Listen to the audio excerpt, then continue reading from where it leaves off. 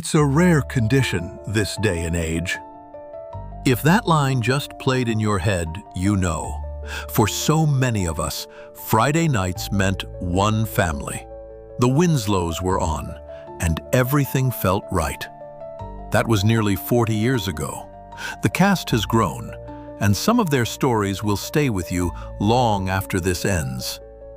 Family Matters gave us 9 seasons of a home that felt like ours. A house in Chicago where love was loud and the door was always open. The faces inside that house carried us through the 90s. Here's where life has taken them since. I'd love to know who you watched this show with. Maybe it was a parent, maybe a sibling, maybe just the glow of a Friday night TV. Those memories are why this channel exists, and I'd love to hear yours. And we start with the woman who held that family together before anyone else walked through the door. Every family needs someone who holds the center. For the Winslows, that was Harriet. Not the loudest voice in the room, but the steadiest. The one whose look alone could end an argument or start a healing. She made that living room feel safe. And for millions of us watching, she made our living rooms feel safer too.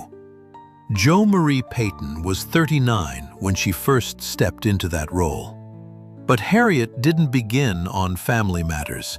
She started as an elevator operator on Perfect Strangers in 1987. Audiences loved her so much that an entire show was built around her family. That almost never happens in television. After 8 seasons and partway through the 9th, Payton stepped away from the role that had become so much a part of her.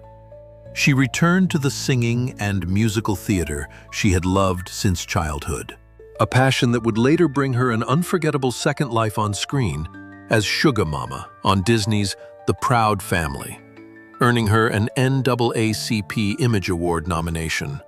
Today, at 75, she radiates the same steady fire we remember.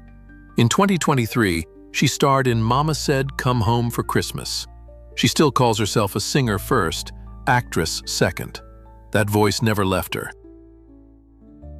She was 13 years old in 1989. By the time the credits rolled for the last time, she was 22. All of America watched Kellie Shanygne Williams grow up.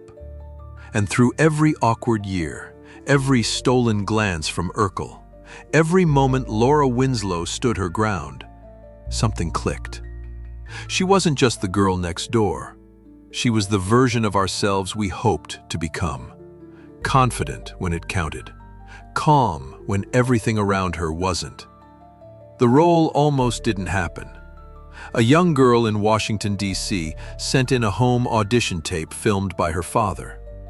That tape changed everything. After the show, Williams earned a degree in psychology from UCLI. She moved back to D.C. and launched the Kellie Williams program in 2007, training young people for careers in film and television. In March of this year, she turned 50. She still carries the same spark we remember. She's married to Hannibal Jackson, raising 2 children, and her daughter Hannah is already following her into the business. And right now, she and co-star Telma Hopkins are hosting a brand new podcast called Welcome to the Family, rewatching every episode of Family Matters with the fans who never forgot. That tape her father filmed all those years ago landed her one role. She turned it into a life. Some of these names will take you right back to your couch, but one of them might take you somewhere you never expected. You've heard her voice before. You just didn't know it. Before she ever stepped in front of a camera, Telma Hopkins was standing behind a microphone in Detroit, lending her voice to records that shaped a generation. She sang on Freda Payne's Band of Gold. She sang on Isaac Hayes' Theme from Shaft. She stood beside Marvin Gaye and the Four Tops in the studio. She was a teenager making history without a credit to her name. Then came Tony Orlando and Dawn. 3 #1 hits, 16 singles in the top 40, a CBS variety show watched by millions. The shy girl from Louisville had become one of the most heard voices in America. When the music era ended, she reinvented herself completely. Sitcoms, bosom buddies alongside a young Tom Hanks, Gimme a Break. And then, in 1989, she became Aunt Rachel on Family Matters, the woman who showed up with a baby on her hip and a joke ready before the tears could fall. She made that house fuller just by walking in. Today, at 77, time has only deepened her elegance. She appeared in The Matrix Resurrections in 2021. She's been on Dead to Me, Family Reunion, and Clean Slate. And now, she's co-hosting Welcome to the Family with Kellie Williams, reliving every episode of the show that still means so much. Music ran through this cast more than most people realize, and it started with her. He walked into a casting room, read 2 lines in a goofy accent, and the producers never let him leave. Sean Harrison was 16 when he became Waldo, Geraldo, Faldo, the lovable cook who could burn water and still make you root for him. Waldo never pretended to be smart. He didn't have to. He reminded us that kindness beats cleverness every time. Behind the scenes, life handed Harrison more than a kid should carry. He lost his mother young, and the cast became the family that caught him. Jo Marie Payton and the rest of the adults took him in like one of their own. That bond was real. Today, at 52, he wears every year beautifully. He stays connected to fans through Cameo and social media, and he's a guest on the Welcome to the Family podcast. The boy who burned water grew up just fine. Halfway through now, and these stories are hitting me too. If this channel feels like home to you, stay close. There are faces here that found second lives in places you'd never guess. I'd love your thoughts as we go. Most people saw Eddie Winslow and thought, class clown. The kid who chased girls, dodged homework, and tested Carl's patience every single week. But look closer. Every time Eddie fell, that family pulled him back up. Every mistake came with a lesson. He was the big brother who got it wrong, so the rest of us could learn from watching. Darius McCrary was 13 when he took on that role, but acting found him even earlier. At 11, he appeared in Mississippi Burning alongside Gene Hackman. It wasn't a comedy. It wasn't TGIF. It was a film about a country tearing itself apart. That range was always there. What most fans don't know is where that talent came from. His father, Howard McCrary, is a respected musician and composer. Music was the family language. Darius grew up singing before he ever memorized a script. After Family Matters, he voiced Jazz in the first Transformers film and joined The Young and the Restless as Malcolm Winters, reuniting on set with another Winslow you'll hear about very soon. Today at 50, he carries his story in every line. The music never stopped. The boy who played Eddie still has that same restless energy, still creating, still searching for what comes next. Speaking of surprises, there's someone from this cast who went from the smallest face on screen to the biggest name you didn't see coming. What happens when the smallest kid on set grows up to become the most decorated? Bryton James was 4 years old when he first appeared as little Richie Crawford. 4. He could barely read his lines. Someone had to feed them to him off camera. And yet, for over 200 episodes, that little boy became the heartbeat of every scene he walked into. Richie was the child the whole family revolved around, the one who reminded us why any of it mattered, why the arguments ended, why Carl softened, why the door stayed open. Before Family Matters, James had already appeared in a magazine ad with Michael Jackson. He was 2. Show business didn't find him. He was born inside it. When the show ended, he did something rare for a child star. He stepped away, finished school, traveled through Europe, let himself breathe. Then, in 2004, at just 17, he walked into an audition for The Young and the Restless. The casting director stopped him mid-scene and said, "Finally, someone who reads this role the way it's meant to be read." He's been playing Devon Hamilton ever since, 22 years and counting. Still on the air as of this summer. Along the way, he's earned 2 Daytime Emmy Awards, Outstanding Younger Actor in 2007, Outstanding Supporting Actor in 2020. The toddler who once needed his lines whispered to him now carries one of daytime television's most complex roles. Today, at 39, he's untouched by the years. And there's a good chance you're watching him right now without even knowing he once sat on Carl Winslow's knee.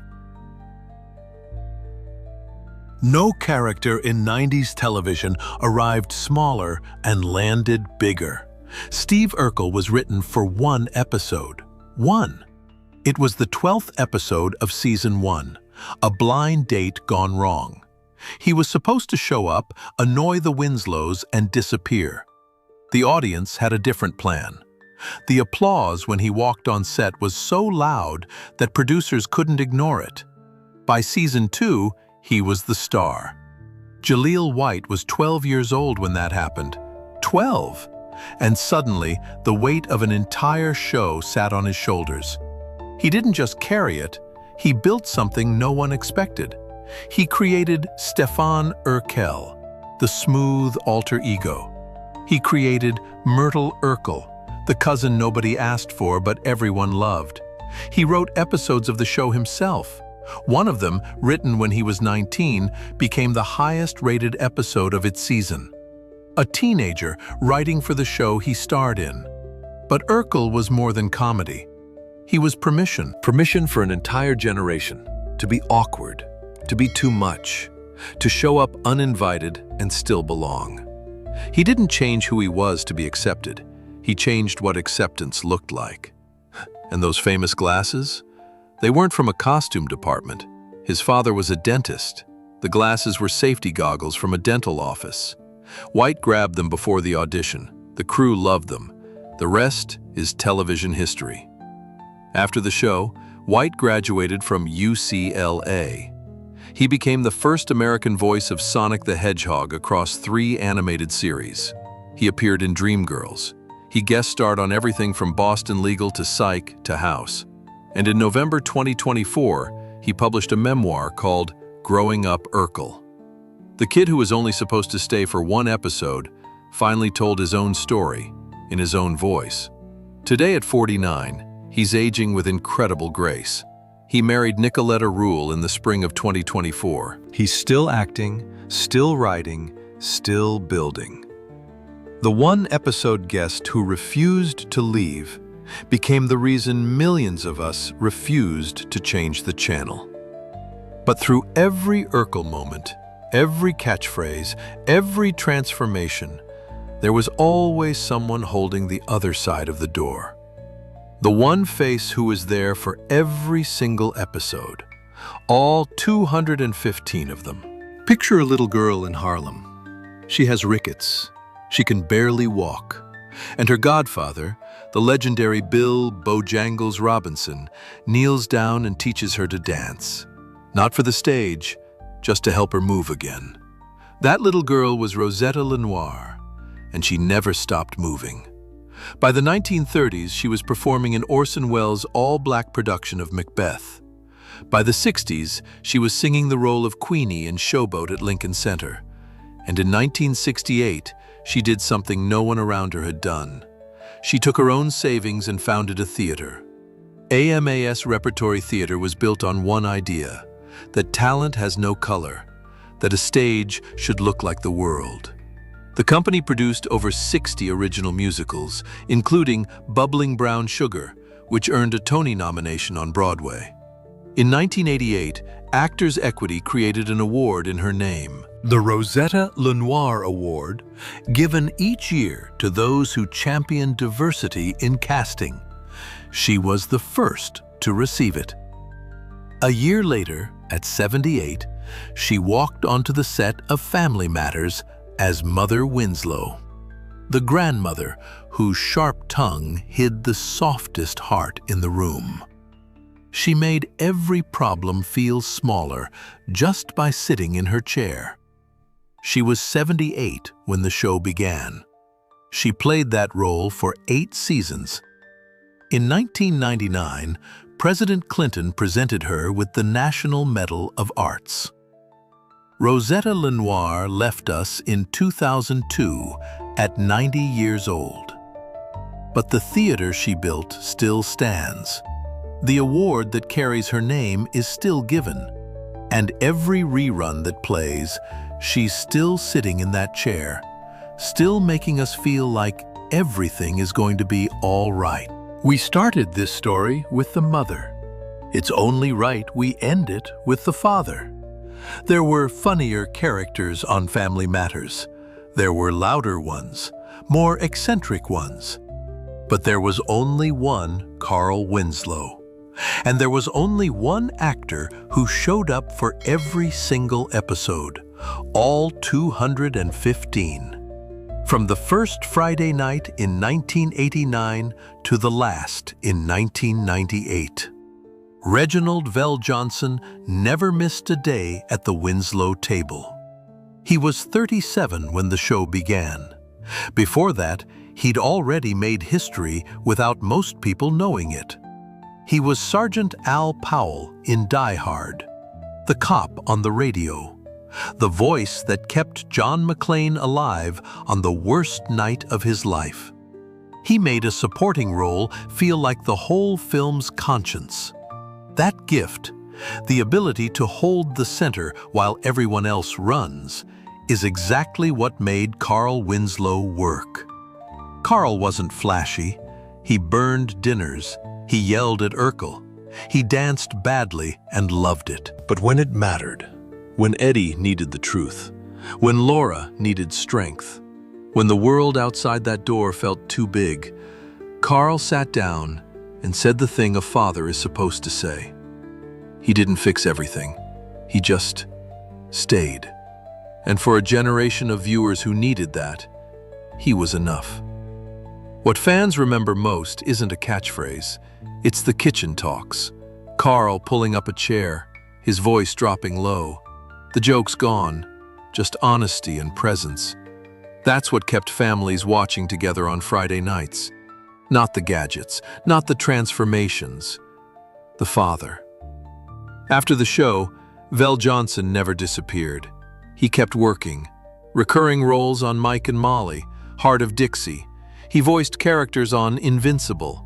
He became TV Dad in progressive commercials, a wink to the role that defined him.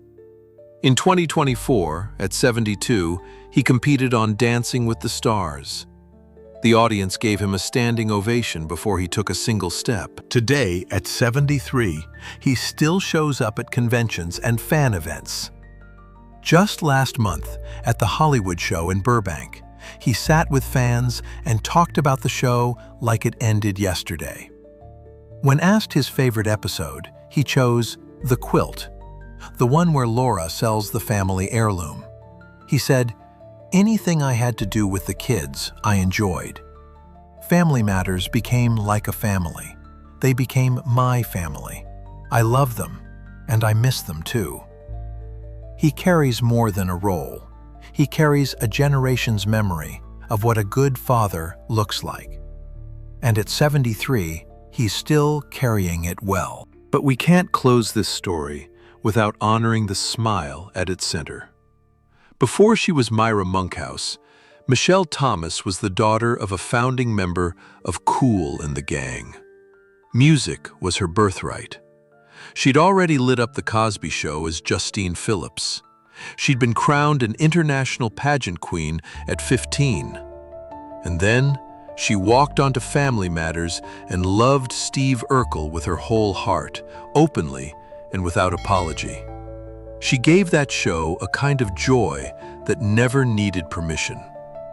Michelle Thomas left us in 1998 at 30 years old, the same year the show ended. Her co-stars still speak of her with reverence. Jaleel White called her a ray of sunshine. Darius McCrary called her an angel.